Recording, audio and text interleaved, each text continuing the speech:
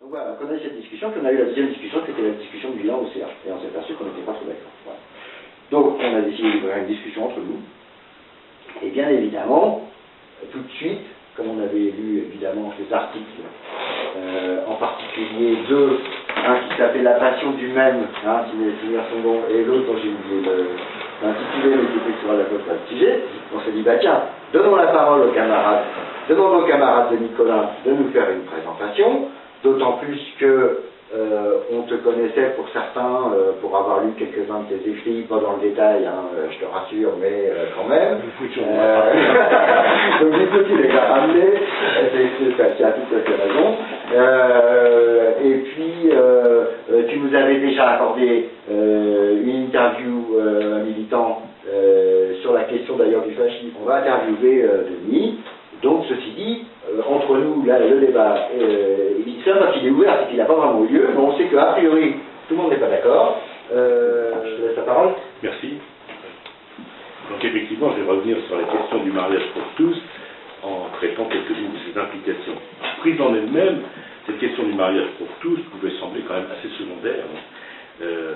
C'était peut-être qu'un gadget pour un gouvernement de gauche, je mets des guillemets, permettant de réaffirmer à bon compte son identité au moment où sa politique, sur toutes les questions sérieuses, ne faisait que reprendre dans les aggravants les orientations du gouvernement précédent.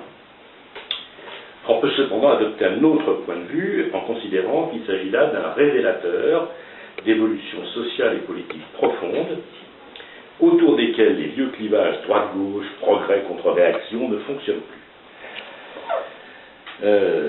On sait d'ailleurs que, manœuvres politiques mises à part, un nombre conséquent de responsables de droite étaient favorables au mariage pour tous, et pas seulement Madame Bachelot, qui avait vendu la mèche en déclarant qu'on ne pouvait prendre la mairie de Paris qu'en étant gay-friendly, et qu'inversement, des personnalités de gauche étaient pour le moins réticentes à ce fameux mariage pour tous. Il suffit de citer Lionel Jospin et son épouse Sylviane Agacinski. Sylviane Agacinski, d'ailleurs, s'était engagée sur cette affaire et elle s'est fait vertement rabrouer. J'ai retrouvé notamment une tribune publiée par le groupe Perdriel, c'est sur leur site qui s'appelle Le Plus, avec le Nouvel Obs et rue 89. Dans cette tribune, Sylviane Agacinski est qualifiée de philosophe entre guillemets, c'est-à-dire sa qualité même de philosophe lui est déniée parce qu'elle a osé remettre en cause les dogmes. Donc la police de la bonne pensée veille. Alors, ce que je voudrais montrer, c'est que cette question du mariage pour tous n'est pas une affaire droite-gauche, pour autant que ce clivage a encore un sens, et que les partisans fanatiques du mariage homosexuel sont souvent les défenseurs ardents des évolutions d'un capitalisme absolu, l'expression n'est pas de moi, et que si le clivage social il y a, il n'est pas du tout là où les têtes vides d'une certaine gauche et extrême gauche sont voulu le placer. Alors je vais commencer par parler de la question de l'homosexualité en montrant que la question de l'homosexualité n'est pas celle du mariage. Alors pour dissiper les équivoques et prévenir à l'avance les coups bas qui ne manqueront pas d'être portés par les belles âmes de la lutte contre toutes les discriminations, je vais d'abord dire la chose suivante, c'est que l'homosexualité n'est évidemment pas contre nature. Et c'est même naturellement que les individus humains peuvent prendre pour objet libidinal, pour parler comme Freud, aussi bien une personne du sexe opposé qu'une personne du même sexe. Et contrairement d'ailleurs à ceux qui veulent figer les uns et les autres dans des catégories bien établies, personne n'est, je regrette le verbe être, n'est homosexuel ou hétérosexuel. Tous les humains sont les deux à la fois dans des proportions variables, suivant les circonstances ou les époques de leur vie. Quiconque a ouvert Freud une seule fois le sait, que la répression et même la simple discrimination à l'encontre des homosexuels soit ignoble, cela va de soi, et ce d'ailleurs pour une raison de fond qu'il faut rappeler, c'est que la vie intime n'a pas à tomber sous le coup de la loi, et que tout ce qui se fait entre adultes consentants ne regarde que. Donc, pas de discrimination. C'est d'ailleurs un principe fondamental qui date de 1789. Il a été affirmé par la Révolution française, qui a supprimé du code pénal le délit de pédérastie, par exemple. Il n'existe plus que l'abus d'autorité sur une personne faible, l'abus d'autorité sur une personne dépendante. De la même façon, c'est-à-dire qu'elle a supprimé le délit d'inceste. L'inceste n'existe pas dans le droit français.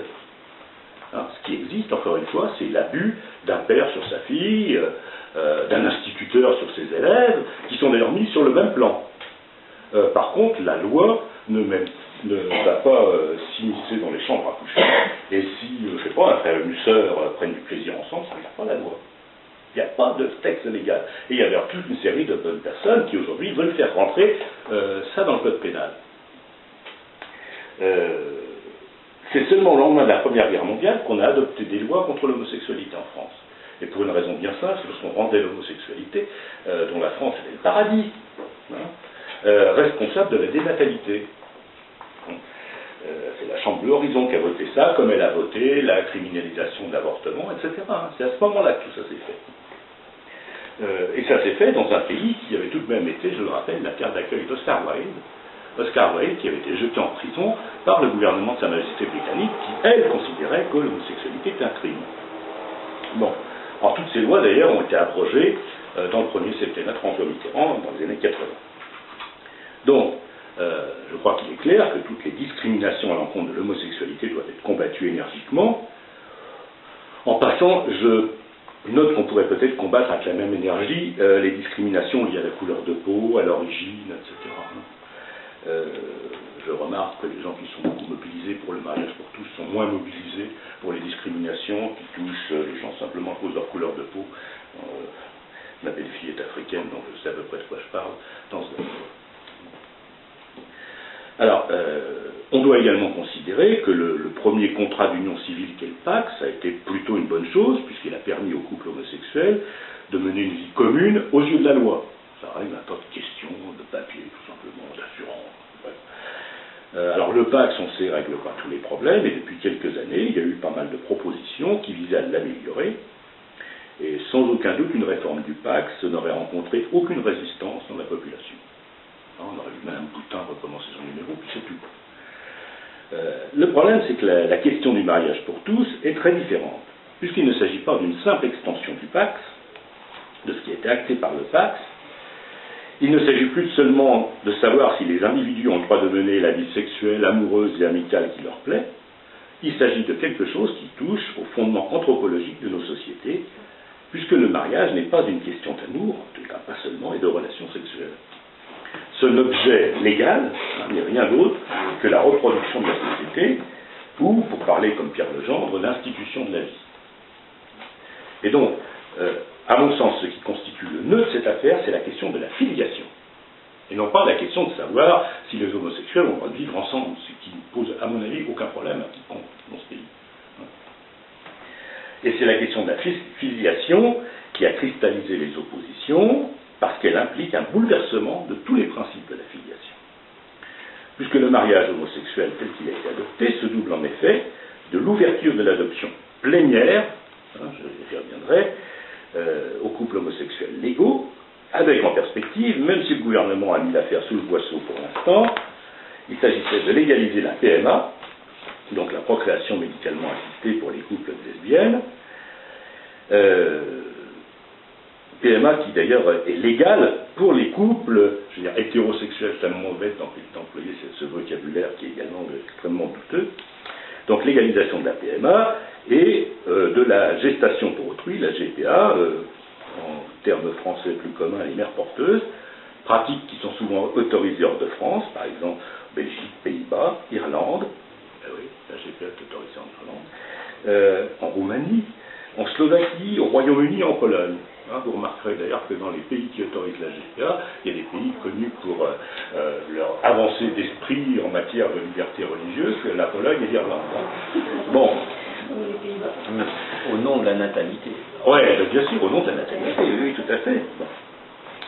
Alors en fait, elle est vraiment légale, la GPA, qu'aux Pays-Bas et en Roumanie. Ailleurs, elle est simplement tolérée. Elle n'est pas poursuivie, quand elle se fait, ça se fait, mais il n'y a pas de procédure légale. Alors, cette PMA, c'est une très vieille affaire, en réalité, puisqu'elle se pratique depuis la naissance du premier bébé éprouvette, fameuse Amandine, à la fin des années 70. Et sous ce terme, on regroupe des pratiques d'ailleurs très différentes, qui vont de la fécondation in vitro et transfert d'embryons, jusqu'à la simple insémination artificielle. Alors, ces pratiques sont partout légales, lorsqu'il s'agit d'un couple composé d'une femme et d'un homme, c'est parfaitement légal en France, par exemple, et qu'il s'agit, il faut qu'il y ait un deuxième motif, il y a une condition, c'est que ce soit un homme et une femme, et il y a un motif qui doit être une infertilité reconnue. Alors, je vais commencer par la gestation pour autrui, la GPA. Alors, la pratique des mères porteuses, telle que la défendent par exemple Madame Badinter ou le philosophe spécialiste de la morale minimale Rouwen Eugien, suppose qu'un couple ait passé un contrat avec une femme qui accepte de porter un enfant qui sera, à sa naissance, abandonné au couple commanditaire. C'est ça la GPA. Et l'enfant sera dès lors réputé l'enfant de ce couple. Alors on voit immédiatement de quoi il s'agit. Il s'agit de la transformation de la procréation en une activité salariée comme les autres. Ce que Pierre Berger, une des vedettes de la gauche caviar, n'avait pas manqué de souligner, je cite, « Un ouvrier loue bien ses bras, pourquoi ne pourra-t-on pas louer son utérus ?» Voilà. Ça signe aussi la nature de classe, tout ça. Il est normal que les ouvriers louent leurs bras, il est donc normal que les femmes louent leur utérus. Ce faisant, Pierre Berger confortait sans le savoir Marx, qui dénonçait dans le mode de production capitaliste la prostitution généralisée de l'humanité. Ce n'est pas un hasard du reste si la Roumanie, un des pays les plus pauvres de l'Union européenne, tolère la GPA. On aurait également beaucoup de mal à expliquer pourquoi les socialistes qui prônent l'éradication de la prostitution veulent légaliser la GPA. Quelque chose que je ne comprends pas très bien. Si une femme peut disposer de son corps librement pour porter l'enfant d'un couple, pourquoi ne pourrait-elle pas disposer de son corps pour procurer ses services à la personne devant des péripatéticiennes? Alors, certes, les Pays-Bas sont pour la Roumanie, et peut-être les motivations pour la GPA sont un peu différentes. Il reste que c'est des pays dans lesquels la misère est bien présente, et personne ne peut croire une minute que les femmes qui s'exposent dans les vitrines des quartiers chauds d'Amsterdam le font par vocation, et par suite d'un choix délibéré. Bref, la GPA, ça s'appelle location de ventre. Et c'est une nouvelle extension de la colonisation des humains par le mode de production capitaliste. La gestation devient une activité salariée. Qu'est-ce que c'est qu'un prolétaire à Rome? C'est celui qui, pour vivre, n'a que sa progéniture. Une activité salariée qui rentre dans le cycle de la circulation des marchandises et de l'argent. Et dans la GPA, la réification de l'individu est complète. La productrice, celle qui va porter l'enfant, est un simple moyen. En attendant l'utérus artificiel, je dirai quelques mots si j'ai le temps à la fin. Et l'enfant à naître est un produit. Alors les belles âmes de gauche, Madame Badinter et Tutti Quanti protestent. Non, nous dit-elle, il ne s'agit pas de marchandiser le corps, il s'agit d'encadrer la GPA et en faire une authentique pratique altruiste. C'est une tribune de Badinter et compagnie dans Le Monde de décembre 2010. C'est évidemment une plaisanterie sinistre. Tout le monde sait que les dames riches ayant déjà un enfant, puisque c'est partie des conditions qu'ils donnaient, iront bénévolement subir tous les ennuis de la grossesse pour faire le bonheur d'un couple sans enfant. Et qu'inversement, tous les pauvres refuseront les soins de table que la pratique authentiquement altruiste, c'est encore, de la GPA leur permettrait d'obtenir. De quelque manière qu'on prenne le problème, la GPA est une forme odieuse d'exploitation que le désir d'enfant, je mets encore des guillemets là-dedans, que le désir d'enfant ne saurait justifier. Pour justifier la légalisation de la GPA, on avance le fait que sa légalisation hors de nos frontières rend son interdiction impossible à mettre en œuvre chez nous. Alors ça, c'est un des sophismes classiques de l'idéologie dominante, puisque ça se fait ailleurs, on ne peut pas l'empêcher chez nous car il n'y a plus de frontières. Ce qui montre d'ailleurs que peut-être c'est bien qu'il y ait des frontières. Parce qu'on pourrait appliquer le même raisonnement au salaire des ouvriers, après tout. Qu'est-ce que vous allez défendre les salaires des ouvriers français, alors que hors de nos frontières, même pas seulement en Chine, en Roumanie, en Slovaquie, etc., les salaires sont infiniment plus bas. Et par conséquent, après tout, avec ce raisonnement, on pourrait très bien justifier que le meilleur moyen de sauver l'emploi, c'est de réduire les ouvriers français au salaire de l'ouvrier chinois. C'est le même raisonnement. Bon, alors, je suis bien conscient que l'interdit ne suffit pas à empêcher la pratique. Mais ça aussi, c'est pas un bon argument. Ça n'est pas parce que quelque chose se fait que ça ne doit pas être interdit. Depuis le 6e commandement, on sait qu'on ne doit pas tuer, ça n'a jamais arrêté la main des meurtriers. L'interdit pose une règle, et une règle à laquelle chacun sait devoir se conformer, même s'il lui arrive de l'enfreindre. Voilà, en ce qui concerne la GPA, je pense que les choses sont simples. Pour moi, ça me semble. Quand on se place dans la tradition de Marx, je pense que ça ne fait pas l'ombre d'une discussion. Alors, pour la PMA, les choses sont un peu différentes. La position à laquelle la majorité des socialistes français, tant est-il qu'on puisse avoir des certitudes dans ce domaine, qu'est-ce que c'est que la majorité du PS, on ne sait pas trop bien. Mais enfin, en tous les cas, ils étaient arrivés à l'idée qu'on pourrait résumer ça par non à la GPA, oui à la PMA. Alors, il est vrai que la PMA pose beaucoup moins de problèmes. Puisque la mère de l'enfant à naître n'a nulle intention de le vendre le jour de sa naissance. Donc on n'est pas rentré dans le cycle du commerce. La PMA est admise pour les couples hétérosexuels, elle ne l'est pas pour les couples homosexuels. Donc on y trouve une injustice. Alors, je vais montrer qu'il n'y a pas d'injustice. La PMA, telle qu'elle se pratique en France, elle obéit à un adage qu'on trouve dans la physique d'Aristote, qui dit l'art, dans certains cas, parachève ce que la nature n'a pas la puissance d'accomplir, dans d'autres cas, il imite la nature. Autrement dit, il y a un cadre qui est fixé, c'est qu'on doit imiter la nature. Bon, on peut en discuter, hein. En tous les cas, c'est quelque chose qui donne la philosophie de la chose. En autorisant la PMA pour les couples de lesbiennes, c'est-à-dire par l'utilisation de l'insémination artificielle, on proclamerait donc qu'il ne faut pas un homme et une femme pour faire des enfants, mais que 2 femmes peuvent être mères d'un enfant, à toutes les 2, ou mère-père, on ne sait plus bien. Voilà. Et donc, ces 2 femmes auraient la puissance suffisante pour enfanter, elles auraient la puissance sans pouvoir la rendre concrètement effective, et c'est là que la PMA viendrait rendre effective cette puissance. Alors, cette dénégation juridique que nous proposent pas mal de gens aujourd'hui de la fonction paternelle, et de la division sexuelle de l'humanité, si elle ne conduit pas à la même aliénation que les mères porteuses, est au fond tout aussi dangereuse.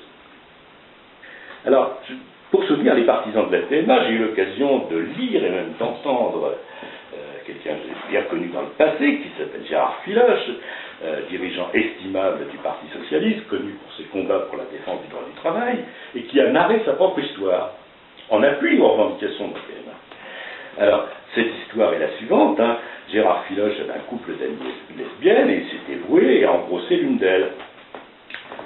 Puis il raconte l'histoire. On s'aperçoit que sa fille, qu'il a eue de cette femme, connaît très bien son père. Il appelle sa fille. Oui, il l'appelle sa fille, il dit c'est ma fille. Il ne dit pas c'est la fille de ses 2 amis, il dit c'est ma fille. Et sa fille revoit régulièrement son père. Et elle connaît très bien ses demi-frères et ses demi-sœurs, Germain, Léa, tout ça. Bon, enfin, ceux qui connaissent la famille Filoche connaissent tout le monde. Enfin, moi, j'ai passé 1 an à... Ouais. Moi, j'ai mangé très longtemps avec Filoche, 1 jour par semaine. Bon. Donc, voilà, cette pratique altruiste authentique, celle de Filoche, eh bien, elle ne vient pas du tout au secours des partisans de la PMA. Parce que Gérard Filoche a joué les bons samaritains, apparemment, d'après le récit que nous en fait, tout ça se termine bien, l'histoire est belle, mais Gérard Filoche a torpillé l'argumentation des pro-PMA. D'abord parce que la conception n'a pas été assistée médicalement. Gérard Filoche, d'après ce qu'il dit, a utilisé la bonne vieille méthode naturelle, éprouvée depuis les origines de l'humanité, même un peu avant. Voilà. Et ensuite parce que le résultat n'est pas la constitution d'une famille mère, femme, enfant, mais d'une famille atypique, avec Filoche et ses enfants nés de diverses mères, dont l'une par ailleurs partage la vie d'une autre. Alors, bon, voilà, on peut porter tous les jugements qu'on veut là-dessus, mais ça, on s'en fiche, c'est les affaires de Gérard Filoche, si ça se passe bien, tant mieux pour eux. Mais ça n'est pas du tout ce qui est revendiqué par la PMA. Hein? Bon, alors on pourrait dire aussi que Filoche a joué le rôle de mal dominant, mais pas... Voilà. Or, les partisans de la PMA ne veulent pas de ça. Ils ne demandent surtout pas que les enfants d'un couple de lesbiennes puissent connaître leur père biologique. Au demeurant, l'anonymat est garanti aux donneurs de sperme dans les banques du sperme, pour un tas de raisons qui sont faciles à comprendre également. Bon, et encore moins, ils iraient à connaître leur demi-frère, leur demi-sœur. Donc le modèle Philoche est l'exact opposé de la PMA. Il est dommage que Gérard Philoche, plus perspicace d'ordinaire, ne se soit pas rendu compte. Bon, il apparaît en outre assez clairement qu'on ne pourra pas dissocier la GPA et la PMA. Condamner la GPA et accepter la PMA, ça ne marchera pas, puisque les couples gays vont se sentir victimes d'une discrimination injuste. L'argument par lequel on est prêt dans la gauche française à accepter la PMA et pas la GPA est un argument implicite que personne n'ose avouer, qui est de dire les femmes et les hommes, c'est pas la même chose. En effet, c'est pas la même chose. Une femme peut avoir un enfant avec une injection de gamètes ou un amant de passage, mais un homme ne pourra jamais avoir d'autre enfant que celui dont une femme lui aura fait le cadeau. Et c'est précisément cette réalité essentielle, irréductible, sur laquelle butent toutes les constructions savantes de ceux qui disent que la filiation n'est qu'une affaire de volonté et que les rapports entre les sexes sont de pure construction sociale modifiable à volonté. Et si on reconnaît cette réalité, alors va s'effondrer toute l'argumentation selon laquelle le mariage pour tous avait pour but de supprimer une intolérable discrimination. Car si les hommes et les femmes ce n'est pas la même chose, s'il y a une dissymétrie radicale entre celle qui peut porter un enfant et celui qui au mieux peut éjaculer son sperme, alors le mariage entre un homme et une femme, et le mariage entre deux hommes ou deux femmes ne seront jamais la même chose. Et ça en sera fini avec l'idée de mariage pour tous. Le mariage pour tous se heurte au réel, tout simplement. Alors, je vais prendre le dernier aspect de cette affaire, qui est l'adoption homoparentale et l'idée que la filiation repose sur un acte de la volonté. Donc, si la cause des défenseurs du mariage pour tous est déjà sérieusement ébranlée par ce que je viens de dire sur la GPA et le PMA, ben, ils se rabattent sur une version plus restreinte que celle dont avaient rêvé, par exemple, les LGBT, lesbiennes, gays, bi et trans. Tiens, une question au passage, qu'est-ce que c'est qu'un mariage bi? Si vous répondez à cette